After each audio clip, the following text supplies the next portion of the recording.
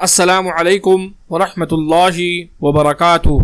7 تباہ کرنے والے گناہوں سے بچو۔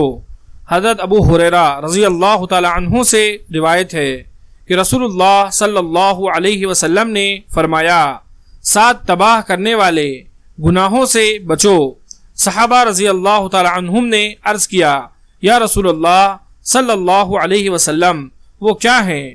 تو آپ صلی اللہ علیہ وسلم نے فرمایا، نمبر 1 اللہ تعالیٰ کے ساتھ شرک کرنا، نمبر 2 جادو کرنا، نمبر 3 کسی کی ناحق جان لینا، نمبر 4 سود کھانا، نمبر 5 یتیم کا مال کھانا، نمبر 6 جنگ کے دن پیٹھ پھیرنا، اور نمبر 7 پاک دامن بھولی بھالی ایمان والی عورتوں کو بدنام کرنا۔ مسلم حدیث نمبر 262۔